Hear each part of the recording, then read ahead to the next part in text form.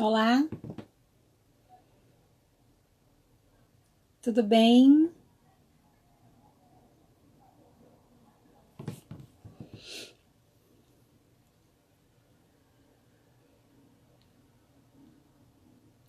Oi, galera, tudo bem? Tudo certo, pessoal?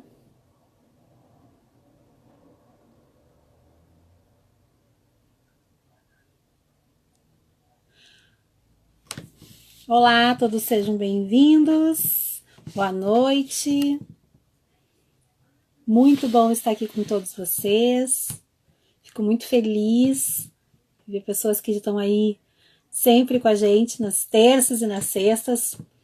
Um projeto que começou assim, vamos fazer uma live uma vez por semana.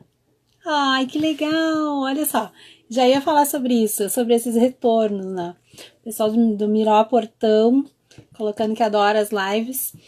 Isso que eu já queria comentar com vocês agora, de entrada, que os retornos que eu estou recebendo pelo direct, por mensagem, estão sendo muito bons, porque as pessoas estão falando o que estão achando, e a gente fica muito feliz por saber que está fazendo, que o objetivo está sendo alcançado, né? Então, assim, de todo o coração respondo. Fico feliz com o retorno de vocês. Estão aqui, é para vocês mesmo, né? Para nós educadores, isso que acontece, essas lives de terça e sexta. É um compromisso que eu assumi e tá muito legal, muito legal. Cada pessoa que tá vindo, cada convidado, os convidados já estão preparados para as próximas lives, está muito legal, muito bom. E a credibilidade que vocês estão dando. Ai, que legal, isso! Vou aceitar, sim. Aceitei já o primeiro convite da minha. Gente, eu vou ter a primeira live falando de mim. Vai ser bem legal, vai ser pela Ser Humano, agora em setembro. Então, eu vou convidar vocês, com certeza, logo, logo. Mas eu queria dizer que assim, eu tô muito feliz. Os retornos assim, estão sendo muito bons e obrigado. Se não fosse vocês, não seria nada possível, né? Já encontrei pessoas que já fizeram aula comigo quando eu dava curso de educador. E me reencontrar agora nas redes. São mais de 2.000 pessoas, né, na nossa rede já. Muito obrigada. Se não fosse vocês, eu não estaria aqui. E assim, ó, cada live eu tô mais feliz ainda, porque as pessoas que estão vindo conversar comigo são amigos, às vezes são amigos que começam a partir dessa conversa, às vezes a gente ainda não se cruzou, mas depois disso a gente começa a conversar muito, muito, muito. Eu agradeço muito a vocês. Estou participando de alguns grupos pelo WhatsApp, de encontros e de fala sobre a infância, com brincadeira de criança, sem linguagens. Então, muito obrigada por estarem presentes também, que o pessoal tem curtido também bastante as lives. E hoje, então, a gente vai receber uma pessoa muito especial, que é a Karen. Ai, que amor! A Marisete está aí com a gente, do blog Quero um Colinho, né? Muito obrigada, amada. É muito legal a Carol também, que já falou. Gente, só tem pessoas amigas, né? Isso é legal, né? Eu já conheci todo mundo já, isso é ótimo. Então, hoje a gente vai receber uma pessoa também que faltava ela, né? Porque o nome Elas e o Chão, tava faltando uma pessoa falar. Que de 4 pessoas que eram as cabeças, né? Que eram as pessoas mentoras, Quarteto Fantástico, faltava a quarta pessoa porque ela não conseguia ainda, ela estava cheia de compromissos. E e aí agora eu consegui trazer ela, porque agora deu uma aliviada, né? E aí ela aceitou o convite, eu tinha aceitado, só não tava conseguindo fechar as datas. Olha o que eu achei aqui, com o meu nomezinho, porque eu participei do Elas e o Chão aqui em Canoas. E muito feliz de ter participado desse projeto delas. E estou aqui, ó, com elas. Então, nós recebemos então a Patrícia Schmidt, foi a primeira, né, que veio, a primeira live que aconteceu. E a Paty ficou sabendo desse meu projeto desde o início, falei com ela. E aí depois veio a Cimeia Goulart, também, uma queridona, também super parceira. Às vezes eu chamo ela e falo com ela algumas besteiras, algumas coisas. A altas horas da noite eu tô perguntando algumas coisas pra ela. Isso é muito legal, porque a gente não tem hora, né, gente? Mas agora função em casa. A Marisete, né, uma querida também. E aí faltava a Karen Justo, né? Karen Justo, ela lá que é de Fortaleza. Então ela que vai falar com a gente aqui hoje. Então, sejam bem-vindos, fiquem todos aqui. E eu vou chamar ela para ir conversar, porque a gente tem muita coisa para conversar. tá? E agradeço a todos estarem aí. Chama os amigos, vamos lá, vamos começar a conversar então. Cadê a Karen? Vamos convidar a Karen para entrar. Acho que a Karen ainda não entrou, então nós vamos continuar papeando mais um pouco. Isso aí que é bom, né? Isso aí é tudo ao vivo, né, gente? Então, aí, hoje eu até postei lá no meu Insta pessoal também, que o pessoal pode me seguir lá, que meu Insta é aberto, que hoje eu tinha uma sequência de compromissos pedagógicos que começou às 4 horas com um ensaio com as minhas colegas, porque a gente vai fazer uma contação de história, agora daqui a pouquinho, terminando a live, para os nossos alunos. Então, às 4 eu tinha ensaio, às 5 eu tinha o Zoom dos meus alunos também. Aí, às 6 aqui com vocês. Depois é a contação da história e hoje eu tenho aula da pós. Então, hoje, assim, ó, tá bombando. Mas estamos aí, firme e forte. Vamos ver assim, ó. Cadê? Karen, você não me abandona. Cadê você, menina? Calma aí que ela não entrou ainda. Continuamos a conversa, então. Enquanto ela não entra ainda, a gente tá aqui. Deixa eu avisar ela que nós já estamos aqui. Karen Justo, não me abandona. Oi. Já tô mandando recado pra ela. E aí, vou contar pra vocês. Ah, a ateliê de encontros entrou. Então vamos pela ateliê de encontros. Peraí. Aqui, achei. Vamos ela, então. Oi, Karen. Vamos esperar ela aguardando. Tô aguardando ela aqui, ela aceitar. Olha, ela não quer falar com a gente. Karen, olá. Então, pessoal, continuando a conversa. E aí, ontem recebi um recado de uma pessoa que deve estar na live, de repente daqui a pouquinho ela tá por aí, falando que ela tinha sido minha aluna no curso de educador. E foi tão legal porque a gente estava conversando sobre esses assuntos assim, eu fui tua aluna. Como é bom te encontrar agora. Eu disse para ela assim, esse foi um dos meus objetivos, né? De compartilhar, continuar compartilhando de alguma maneira. Eu estava assim, acho que a gente só se sente completa quando a gente consegue fazer essas partilhas. Então, obrigado quando você, né? Eu já te vi em um lugar, fala comigo, que eu gosto muito de escutar. Ah, a Karen entrou, vamos lá. Cara, eu já tava assim, meu repertório de fala aqui. Oi, professor Altino. Altino entrou também. Ah, aqui. Karen, sua querida, estamos aqui agora. Louca pra te ver. Peraí que eu tô arrumando aqui a minha desestabilizar. Ê! Deu! Eu Conseguimos. não, eu não tô conseguindo me visualizar, viu? Aqui, tá me ouvindo direito? Tô tranquila. Tô te ouvindo. Olá, boa noite. Olá, professor Oi. Altino. Uhum. Karen, eu tava aqui contando para todo mundo que foi uma honra para mim ter conhecido o projeto Elas e o Chão. Foi assim que eu me aproximei de vocês, foi assim que eu conheci todo mundo. E hoje eu digo assim: olha, é tão bom porque depois as redes continuam, né?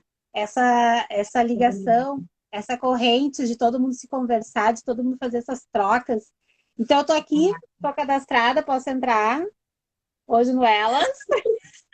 Tô Inclusive, com dia doze nós teremos o primeiro Elas Online, a formação online mesmo.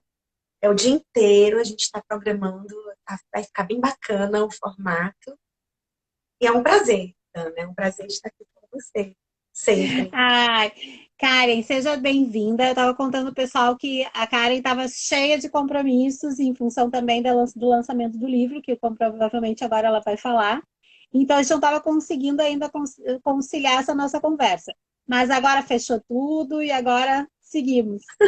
Então, Karen, para quem não te conhece, se apresenta quem é a Karen, porque eu acho difícil, mas tem muitas pessoas aqui, de repente pela primeira vez estão te vendo.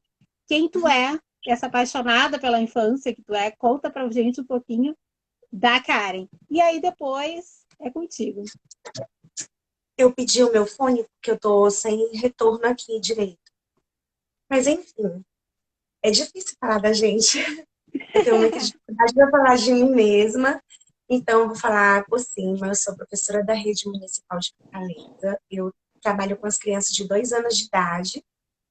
E é isso, fui encontrando o meu caminho, estudando, conhecendo o professor Altino, conhecendo outros autores que foram me norteando.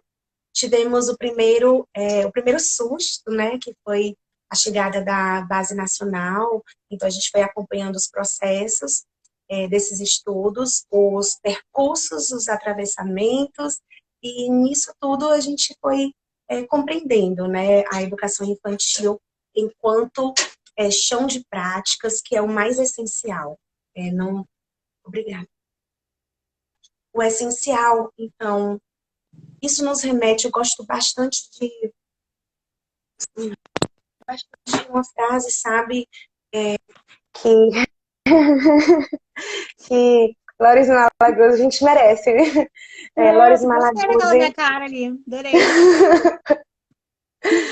eu não sei usar o Insta, gente. Então eu vou falando e eu acho muito difícil conversar assim sozinha. E eu também tenho dificuldade ainda em ler o bate-papo. Então eu fico perdida entre olhar para a câmera, olhar para a pessoa, olhar para o bate-papo. Mas enfim, eu gosto muito. Eu gosto muito de uma frase que Malaguzzi fazia, e essa frase que me norteou em tudo, desde o começo, quando eu compreendi isso. E é essa minha partilha partindo disso. Ele chegava nas escolas e a primeira coisa que ele perguntava era: professora, o que te encantou hoje?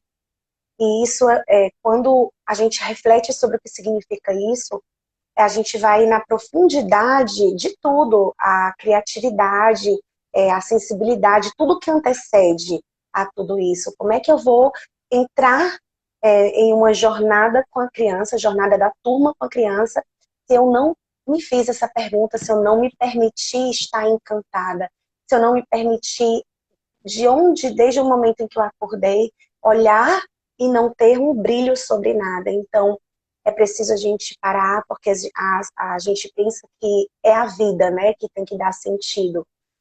Mas a vida é um percurso de emaranhadas de outras vidas. Então, tem pessoas que dependem de nós, e quando a gente olha para isso, para o contexto de crianças que estão ali, que merecem estar ali, e estão e têm esse direito, então a gente vai construindo o cotidiano baseado nisso, nesses direitos a serem respeitados, nessa compreensão.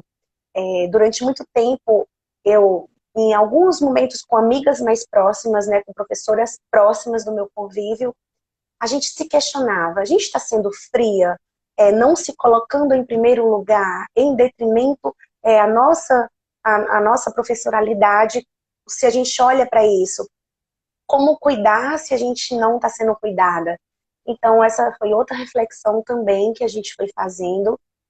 E, enfim, se a gente assume a estar na sala, numa sala referência da turma, a gente tem que assumir que a gente está bem. É o que a gente começou a refletir. Se a gente não está bem, a gente pede uma licença, a gente pede um tempo. Mas não é justo com as crianças que a gente esteja inseridas nesse contexto para ofertar e receber, porque a gente também recebe. A gente não dá aula na educação infantil, a gente tanto dá quanto recebe. Isso é uma compreensão macro, é o sentido de tudo. Se a gente chama que eu estou indo dar aula, se referindo a crianças bem pequenas, bebês, crianças de 3 anos, 2, o que é que a gente compreende, né, de aula, de criança, de agência de bebês, de cidadania dessas infâncias. Então, é sobre isso. E eu fui constituindo a minha docência, me encontrando nesse percurso. Errei bastante, me refiz bastante, brinco também, que eu feri também, fui ferida também, então a gente vai se encontrando, e isso é o caminho de todos. Qual de nós não tem essa história, né? Qual de nós, tudo é processo. Não existe a gente dizer nem se comparar com alguém, porque quando a gente se compara olhando para alguém que está supostamente um pouco mais avançado nos estudos, a gente se sente para baixo. Mas quando a gente olha que também a gente é referência para alguém, porque todos nós somos referências em alguma coisa. Ninguém é super em tudo. Quando se é tudo, não se é nada. Nós somos, na verdade, medíocres. Porque o tudo, ele é uma completude que não se fecha aqui. Então, a gente está sempre aprendendo. Se eu considero que eu não preciso mais aprender, eu estou dizendo que eu ainda preciso aprender muito. Aprender com essas crianças que estão gritando urgências, né? Estão gritando direitos, estão necessitando serem ouvidas, necessitando serem ali. Elas estão gritando há muito tempo. A educação infantil é muito nova, né, Dana? No sentido da legislação, no sentido de visibilidade desses direitos. Mas essa militância já existe há muito tempo.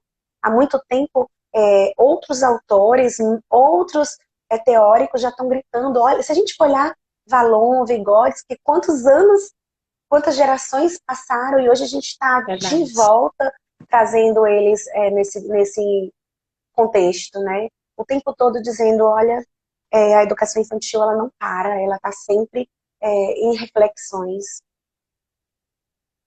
É isso aí. E para te ter, assim, para ver como é tão boa essa nossa corrente que a gente tem, assim, aqui agora assistindo a tua live, tem pessoas que estudam isso, sabe? Essa infância. Todo mundo está estudando agora.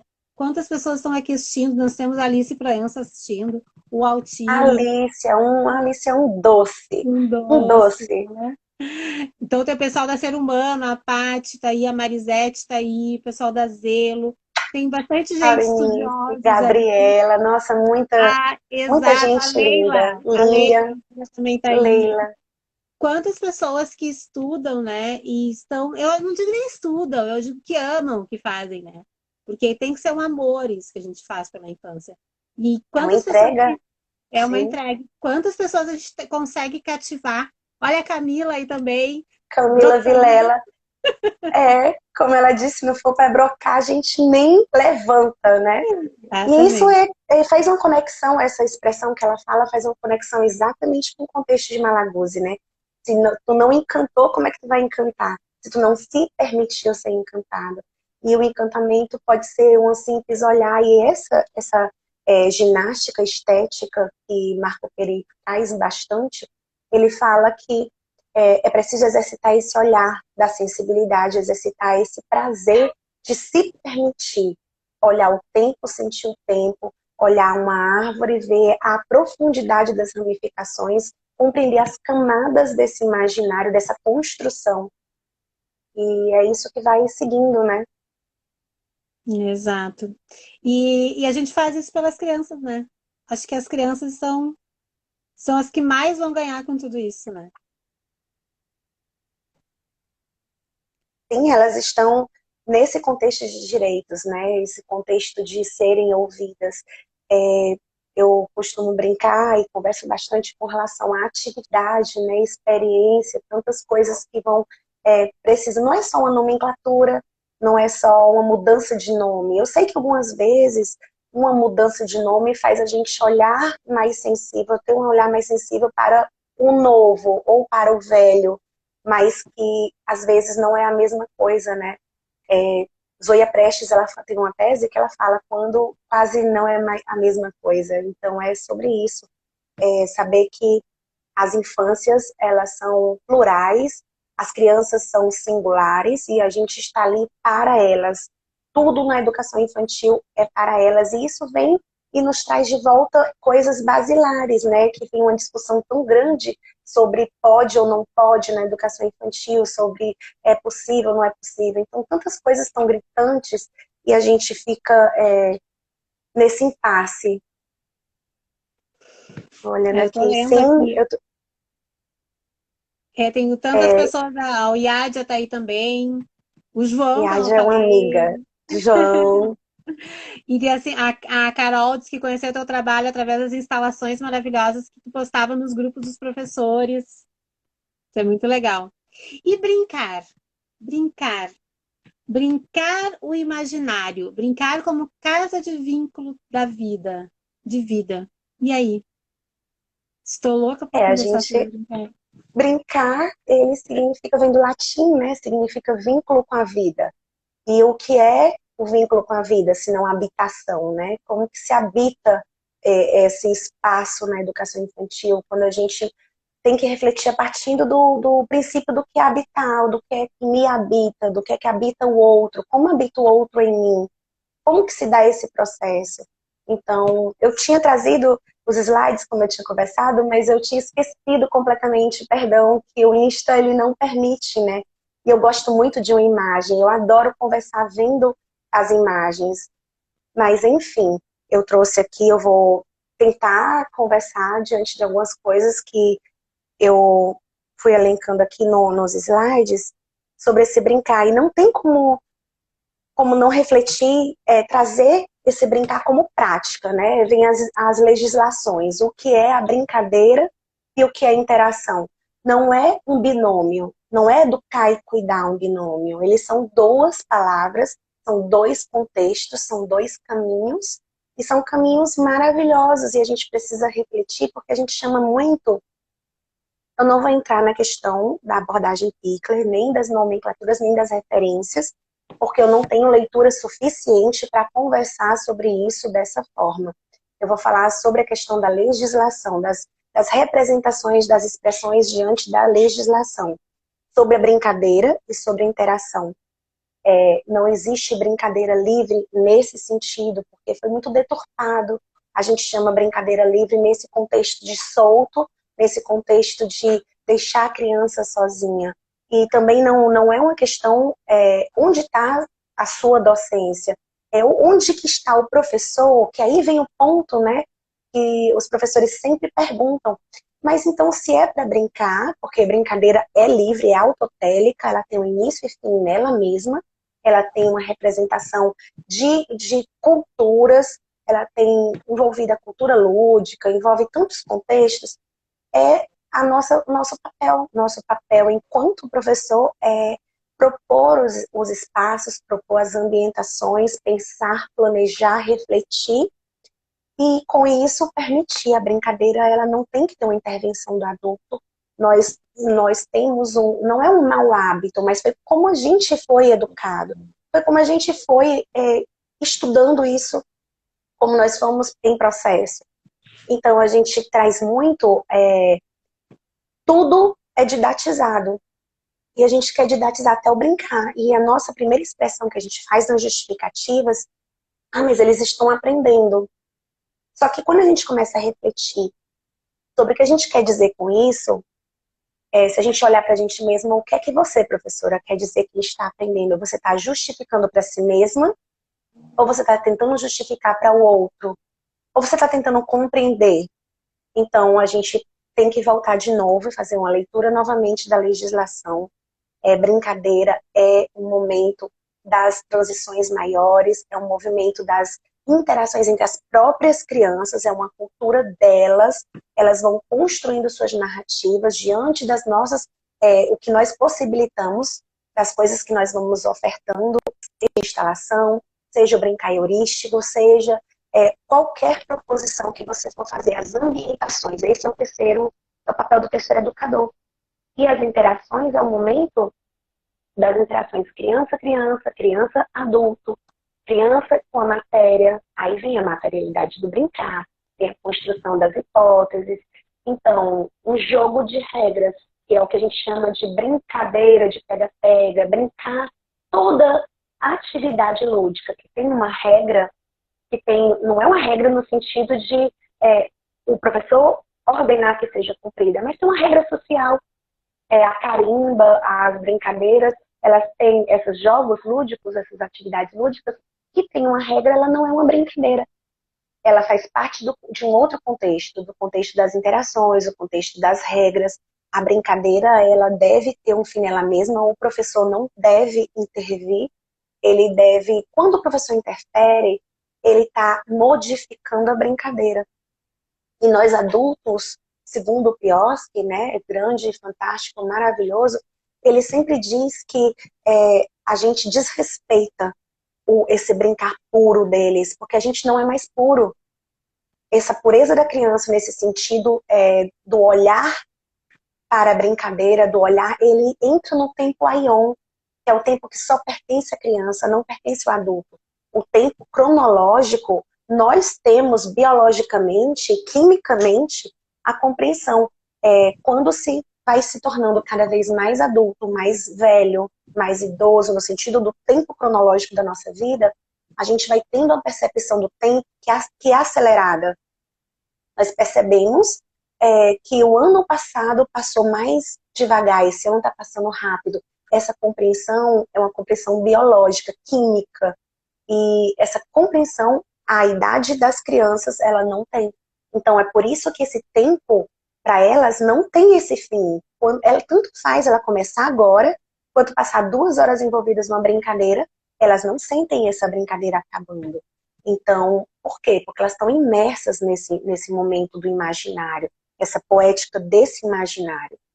E quando o professor entra uma cabana, a professora constrói uma ambientação com tecidos, as crianças vão se escondendo debaixo desses tecidos.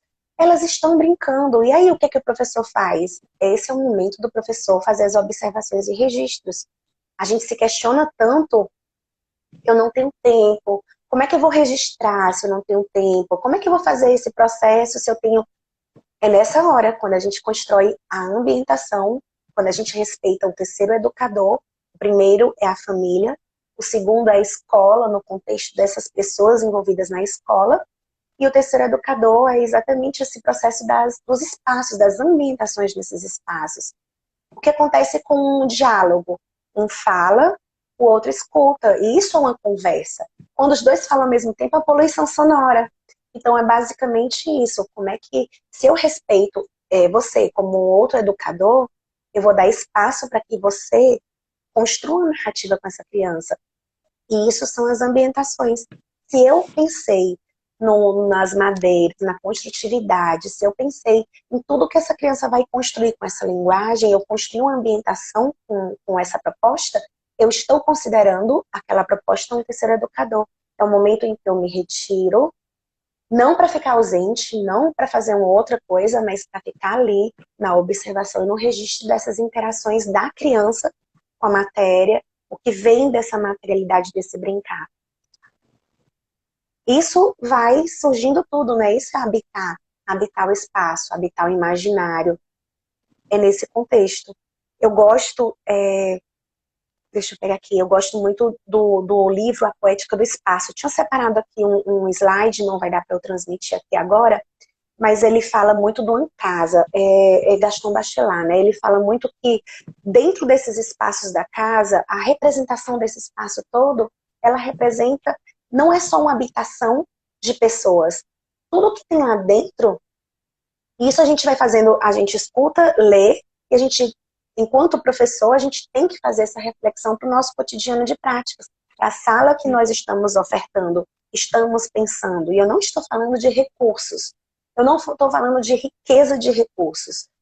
Teve uma formação que eu fiz, acho que foi em 2018, 2019, que o contexto, ele me deu essa possibilidade dessa conversa, em que eu pude mostrar uma sala referência que eu tinha e que estava ambientada de uma forma que eu tinha gostado bastante. No outro ano, eu fui modificada para uma outra sala.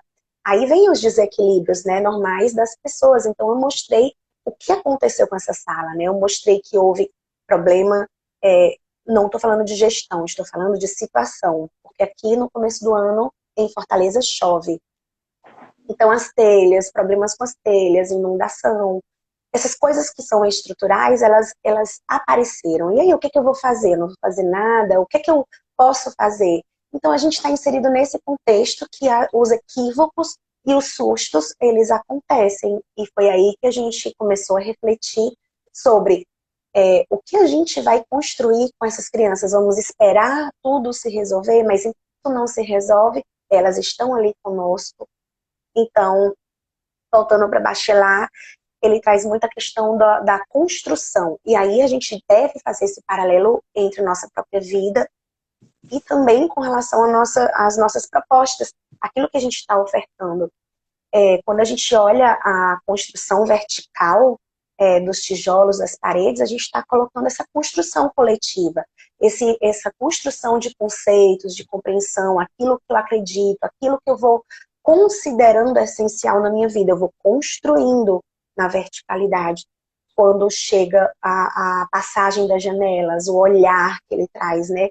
O que vem de dentro para fora, o que eu estou olhando do mundo para dentro, o que eu estou buscando para mim, o que eu estou querendo, o que é que eu estou levando também, qual é a minha contribuição enquanto dentro casa para o mundo fora e vice-versa.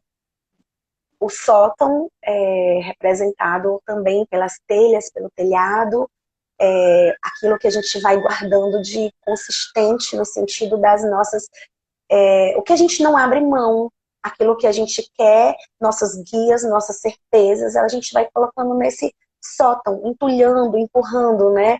E a gente vai organizando, mas o porão é que tá. É aí que a gente se pega nesse porão, né? Aquilo que a gente esconde, aquilo que a gente vai colocando pra ninguém ver, aquilo que a gente vai fazendo no contexto da sala que a gente deixa de fazer porque ninguém tá vendo, aquilo que a gente vai escondendo porque não precisa ser visto. Então, são esses escondidos da nossa casa, esses escondidos do nosso contexto, que Bachelard traz, que a gente pode fazer uma reflexão para o nosso contexto de prática. Não adianta a gente pensar só numa forma filosófica. A gente tem que se inspirar na filosofia, na arte. Isso é Freud, né? Eu gosto muito de dizer. Freud dizia que tudo que a psicologia não encontra resposta na psicologia, na psicanálise, vai nos artistas que eles encontram essa resposta. Sabe, Então, Karen, eu conheci toda essa filosofia do Bachelard com Piorsky, com Gandhi. Fiz o curso com ele da casa e aí ele foi explorando todas as partes da casa. E aí falaste sobre o porão, falaste sobre o sótão e falou também sobre o quarto e a cozinha e como trouxe para nossa infância, né? Porque aí a gente se sim, redescobre aqui eu educadora agora como eu era quando era pequena. E aí vem trazendo muitas coisas, né? E aí a gente traz para os dias de hoje. E realmente, é como que a gente quer passar para os nossos alunos se a gente não se conhece? Então, é bem como tu está falando. Muito lindo isso. e ele também traz nessa poética da casa, né, da casa como habitação pessoal, o cômodo, né, os cômodos, que nem sempre o quarto é o cômodo mais precioso, não, é a cozinha, é A aquilo que a coisa. gente oferta, e é o canto mais quente, é o canto mais acolhedor, e ele faz uma referência àquelas infâncias mais antigas ou infâncias de interiores, aquele Uhum. fogão a lenha que é devagar, o prazer de comer, o prazer de ofertar na comida, o prazer de amassar a massa do pão, o prazer de colocar a quantidade. Então, envolver a criança nesse processo. E quando a gente para olhar isso enquanto sala, enquanto escola, a gente fica muito a desejar enquanto cozinha, né, das nossas escolas. Nem todas, eu estou generalizando, mas a gente fica nesse contexto porque é um espaço cronológico, é um espaço frio ainda, é um espaço ainda de muita conquista, de muita luta, para tornar isso um prazer. Não é jogar um prato pronto para uma criança. É como é que você está ofertando enquanto escola, né? Essa Uhum. alimentação. A alimentação é nutrição. E a gente se nutre de quê? Dessas relações. Como é que a gente quer essa relação viva da criança com todo um contexto se a gente não nutre ela dessa forma? Não serve, não dá ela um tempo para preparar um prato e servir ao colega do lado. Porque não tem tempo nem para ela. Como é que vai encontrar um tempo para servir o outro? E a Uhum. gente entra aí numa ferida do direito de participar, numa ferida desse direito de conviver, numa ferida do direito de enxergar o outro.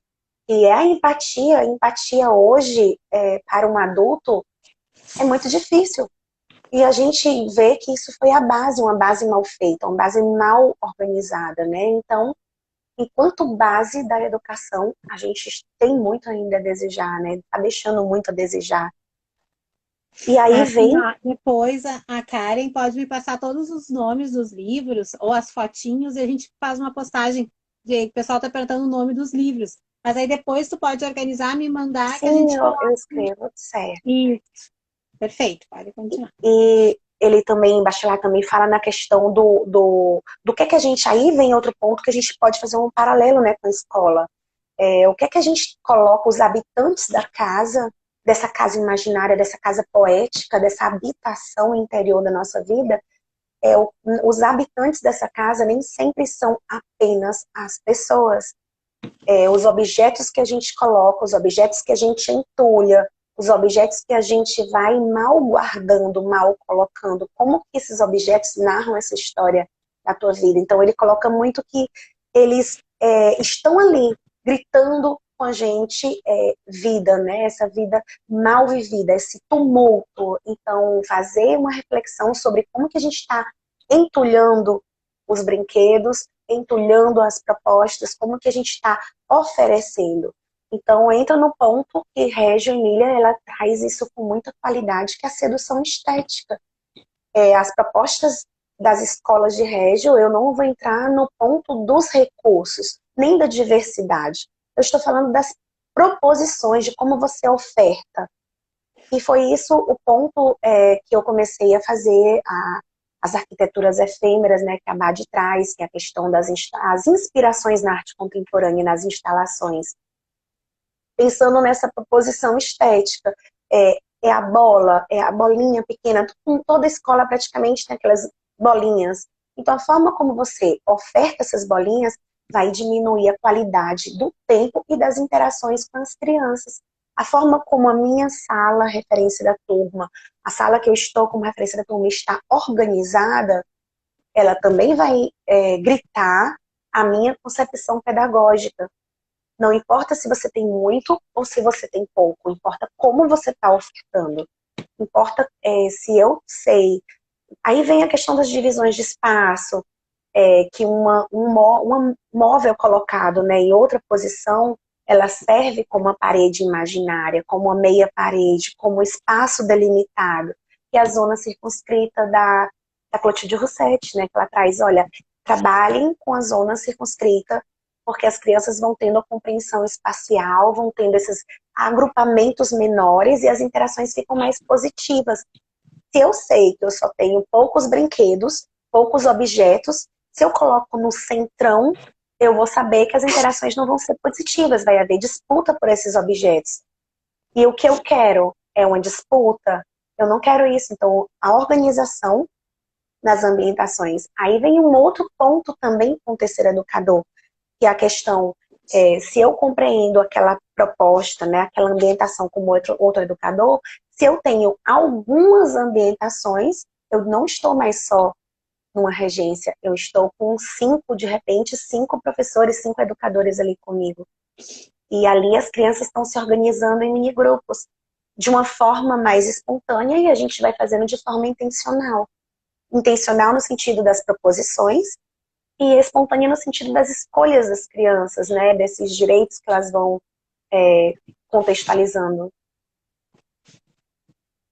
Aí, como reflexão das interações, eram aqueles jogos de regra, né, as brincadeiras. Um exemplo eu trouxe aqui no slide que foi muito antigo, foi de 2014, lá da escola, e ele tinha assim, quando a gente começou a compreender o direito da criança, e eles tinham esse direito nessas interações, e como é que a gente poderia fazer essas brincadeiras livres, né, como se chama, que não existe a brincadeira autotélica com as ambientações, e as interações, de uma forma que eles compreendessem os jogos de regras, mas tivessem seus direitos de não ter aquela ociosidade, porque o ócio é diferente da ociosidade.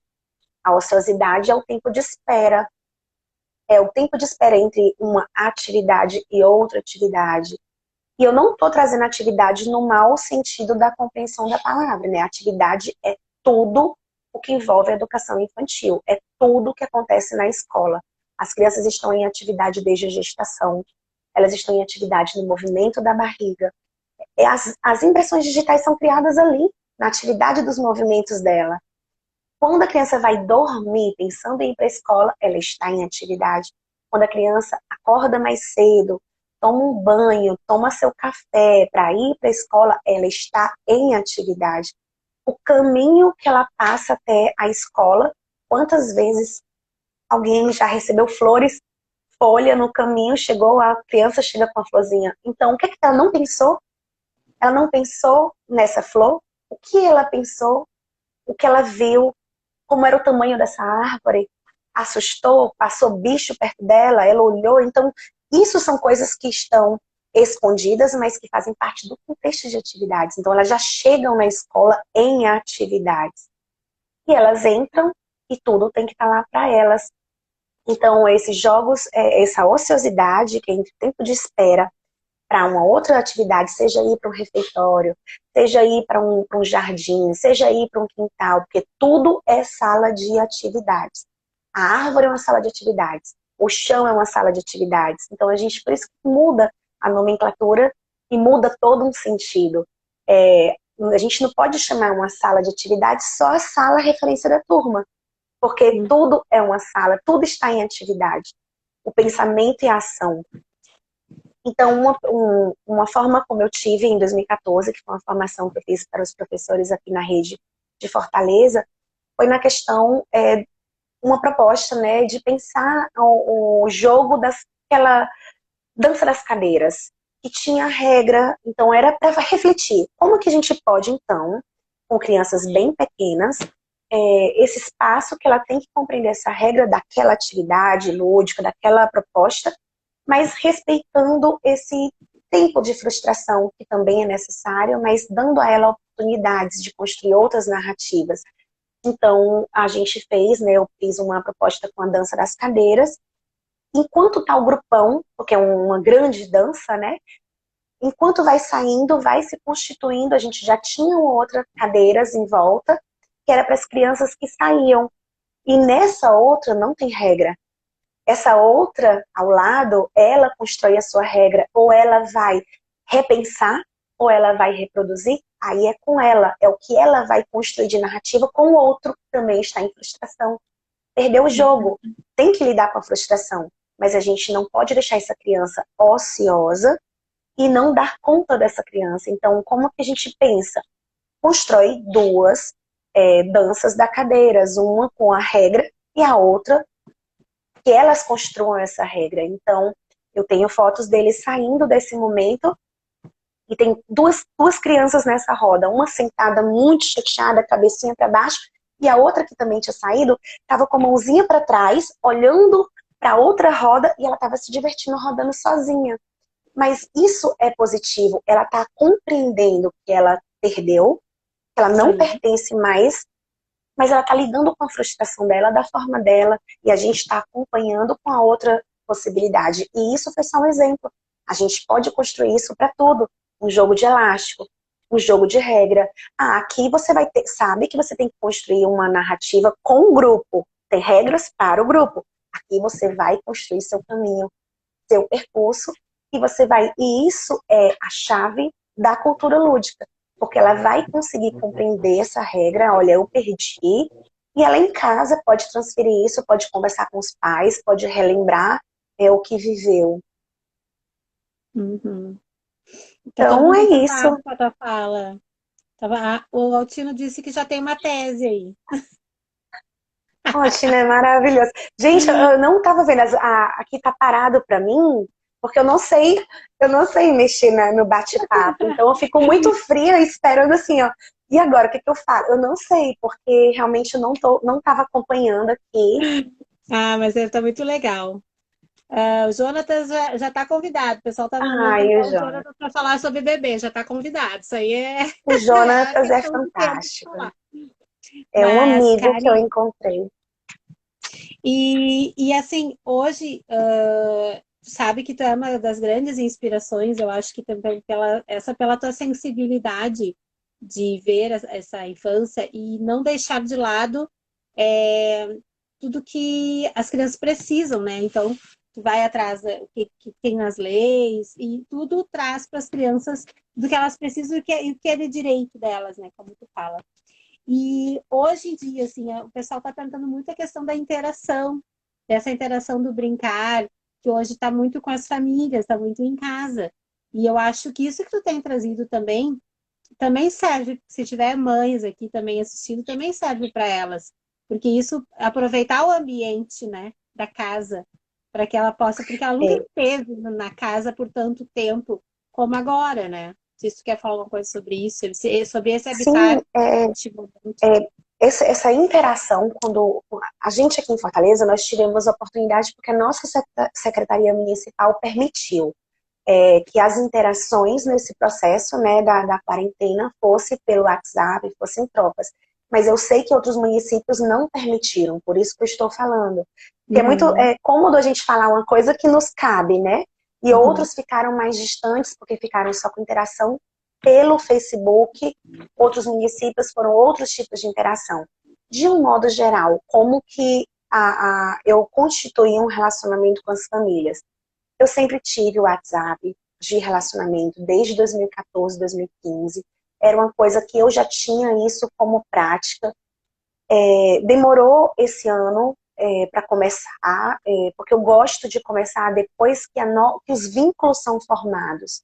Porque senão a gente ia ficar sempre naquela história. Por que que meu filho chorou? Quando é que meu filho não vai parar de chorar? Então eu gostava isso, a gente ficava no dia a dia, era logo no começo do ano, e a gente deixou para formar um grupo de WhatsApp enquanto grupo, quando eles entendessem a proposta da ambientação da sala, quando eles entendessem o percurso, o que ia acontecer, o que os outros de outros anos viveram. E eu sempre mostro os materiais que eles das outras turmas. Recebo crianças que já foram minhas, da minha turma, que voltam sempre, interagem com as crianças. E, enfim, a gente foi colocando sempre esse paralelo. O que a gente vive na escola, o que é que eu oferecia na escola, pensando naquilo que eles teriam como possibilidades para viver isso em casa. Então, eu sempre mostrava na escola, aí sempre mostrava um vídeo das caixas. O que é que eles constroem com as caixas? Por que que as caixas são tão preciosas e é tão fácil ter na sua própria casa? As caixas têm buracos, evocam a metáfora do acolhida, né? A metáfora uterina, tudo que entra, tudo que acolhe. Então, eles acalmam os sentimentos, eles vão se encontrando. Tem criança que fecha a casa, isso é algo ele traz muito essa questão de observar esses movimentos das crianças. As crianças que se fecham, as crianças que se abrem nas caixas, as crianças que permitem o outro entrar, as crianças que não permitem o outro entrar. Então, outros momentos foram as brincadeiras com as plantações, brincadeira com as mandalas, e sempre estava mostrando o que a gente vivia na escola e o que eles poderiam fazer dentro das suas casas. E esse relacionamento, eles compreenderam. Tem uma mãe que disse, eu vou virar professora, eu vou estudar pedagogia. Ela se apaixonou, mostrou lá que ela estava inscrita. E foi muito bacana, porque ela foi a mãe que mais interagiu e estava apaixonada por tudo. Ela parecia compreender porque eu não tratei, eu não subjuguei a compreensão e nem subjuguei o conhecimento. O conhecimento se constrói junto. Se eu compreendo isso com a criança, eu também tenho que compreender isso com um familiar. Então a gente foi conversando, não, mas isso aqui não é um momento, isso aqui é uma interação, não, isso aqui não, isso aqui deve ser melhor se a gente fizer. Então sempre estavam conversando, mostrando as relações que viam nas propostas da escola e conversando com isso. O que é habitar o espaço, nosso banheiro, eles gostam muito do nosso banheiro. É bem pequenininho o banheiro da minha sala, da sala das crianças, mas ele tem a documentação inteira. E eu não estou falando de minha história. Minha história é um outro processo. Eu estou falando de imagem, de reflexão do vivido, de acompanhar aquele momento. Então, tem fotos da escovação, tem fotos do banho deles lavando a cabeça de um boneco, tem, tem duas cadeiras plásticas dentro do banheiro da gente, tem os livros de banho. Então, eles entram, parece uma outra sala. Não é porque é um banheiro que não deixou de ser uma sala de atividades, como a gente falou. Então, é outro processo de ambientação e elas estão inseridas nisso, elas estão se vendo nesse cotidiano. E isso reflete, a minha turma tem 2 anos, e sempre acontece a mesma coisa. Os pais entram, eles também se veem nas fotos, a gente está sempre em diálogos. Infelizmente, eu não deu para passar os slides e o vídeo que eu queria ter trazido para mostrar sobre brincar, sobre as interações, sobre esses momentos. Mas eu tô aqui Foi disponível. maravilhoso. Foi maravilhoso. Eu acho que tudo que tu trouxe aqui faz a gente pensar, então, nesse educador que nem tu falou lá no início, né? Esse educador que precisa ser cuidado também, né? Esse educador que também tem dentro da gente e a gente espera se inspirar nessas tuas palavras, né? e ver o quanto a gente é importante também para essas crianças na parte do brincar também, que o brincar não é só o brincar livre, que nem tu falou, né? Mas tem uma intencionalidade nesse brincar e como é importante. Tu tem alguns minutos ainda? Acredito que uns Tenho, 10 tenho minutos sim. a gente tem ainda para conversar. Então, assim, ó, eu Tenho. quero que também tu fale um pouco desse projeto do Elas e o Chão, que foi tão maravilhoso, e que tem muitas pessoas que entravam nas lives, eu falo na live desde a primeira live, eu já falo sobre Elas e o Chão, né? E teve gente perguntando, mas o que é Elas e o Chão? O que é Elas e o Chão? Então, quem não conhece, já se acostumou tanto que agora já está até conhecendo, né? Tá aí, então, o Sim, projeto Elas já e o Chão. Então, estamos. usa esses 10 minutos para falar sobre o livro e falar também sobre esse online que vai ter, né? Aproveitar. Dia 12 temos, assim, pensamos em pensar sobre a força do chão, sobre esse chão que está gritando há muito tempo, né? E a gente está construindo essa narrativa juntos. O Elas e o Chão, ele gerou... Foi mais uma metáfora construída aos poucos, não era docência feminina, era no sentido das narrativas. Os Elas eram as narrativas desse processo do vivido das crianças, do nosso vivido enquanto professores. E o chão é todo o percurso, né? A teoria e a prática juntos, os caminhos, os tropeços, as pedras em espiral representadas por isso, as dificuldades, as superações. E a gente está construindo essa narrativa juntos. É um livro com 4 capítulos. A minha contribuição foi como eu me constituí enquanto professora nesse processo de encontrar, foi uma brincadeira que o professor Altino fez, e ele talvez nem lembre, mas ele brincou no Face, o que aconteceria se as crianças, tu não escolhesse as crianças, mas esse próximo ano elas te escolhessem. Então eu fiquei, nossa, a gente sempre escolhe a turma, eu quero 3 anos, 2 anos, ou eu quero criança, não quero, e aí? E se as crianças te escolheriam? Então, essa pergunta dessa brincadeira que ele fez no Face me instigou bastante, acho que em 2016. Aí eu pensei assim, caramba, será que realmente eu seria escolhida? Como é que eu me sentiria se eu não fosse escolhida? Que frustração enquanto professora eu seria. Você saber que você não conseguiu habitar o outro não teve sentido, você não teve sentido. Então, isso me fez realmente, foi um susto. Aí também teve uma outra postagem de uma outra pessoa que estava brincando também nessas interações e dizia, e se, deixa eu lembrar que a pergunta bem direitinho, era assim, lembre-se de a professora que você teve que te marcou. Aí eu fiquei, aqueles grilhozinhos, tim, tim, e eu disse, nossa, não lembro. Gente, não lembro de uma professora que tenha me marcado. Eu não lembro, então foi naquela hora que eu disse, eu não quero isso também para a vida das crianças. Claro que eu sei que a minha idade, né, de 2 anos, não teria essa memória tão contínua. Apesar de que a minha escola, o SEI, né, da educação infantil, ela está anexada à escola e que eles sempre estão ali buscando seus irmãos. Então a gente sempre está se vendo e se relembrando. Mas aí eu parei e pensei, realmente não.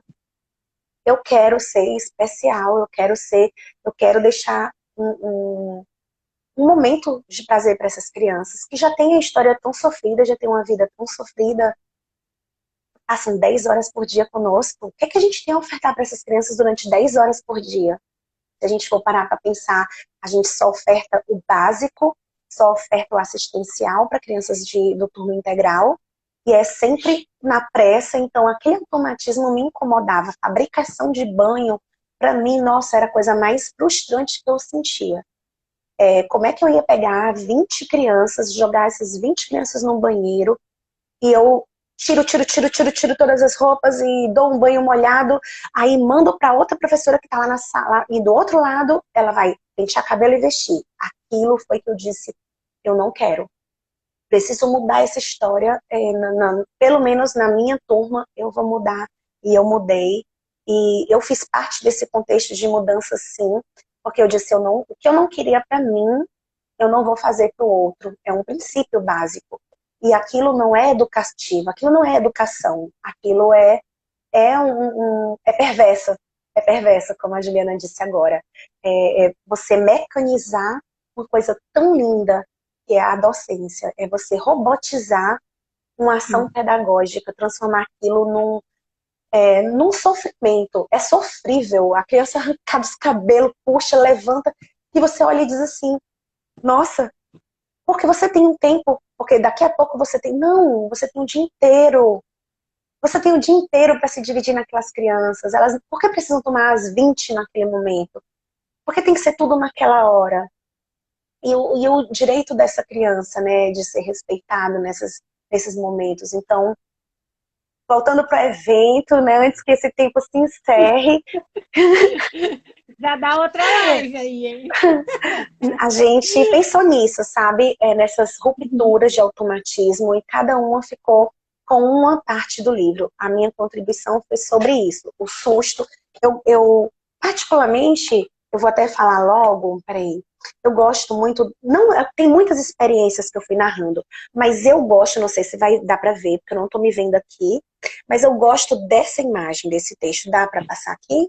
Pra cima. Deu para ver? Para Mais pra cima. cima. Aí. Sim.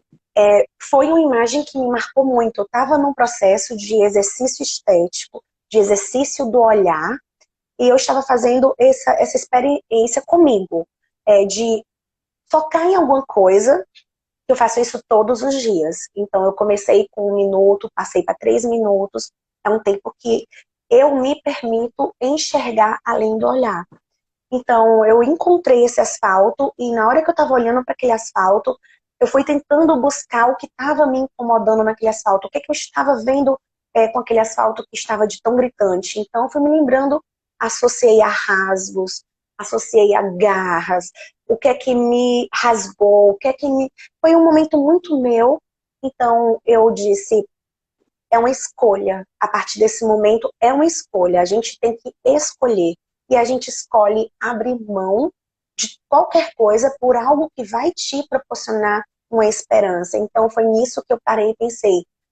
Nesse livro eu relatei esse rasgo e uma decisão. A decisão é daqui para frente, a decisão é continuar, a decisão é fazer desse cotidiano de práticas algo fantástico, ser o que Malaguzzi sonhou para os seus professores.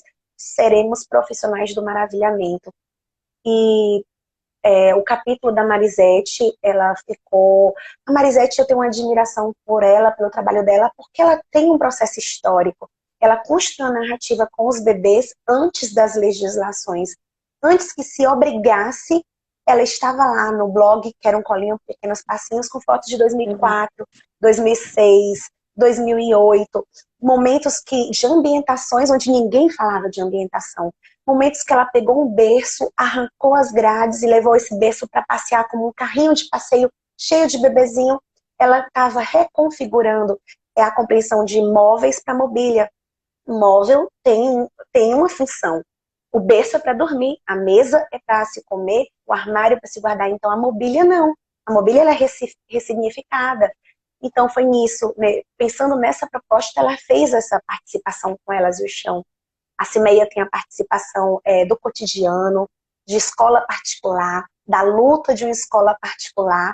Então ela narrou esse processo dela, como é que foi a luta dela para chegar na pedagogia, do infância pobre, do infância difícil, e dizer, eu tinha todas as chances de não ser professora, de não ter realizado os meus sonhos.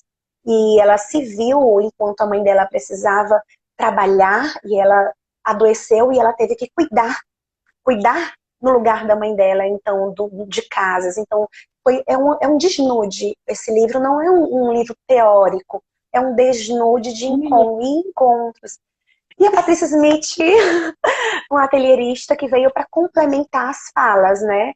Então, dia 12, 30 segundos, dia 12, a live do Elas e o Chão, e temos a participação de algumas pessoas novas, gritando esse chão de práticas, coordenadores, documentação pedagógica, com textos de vida.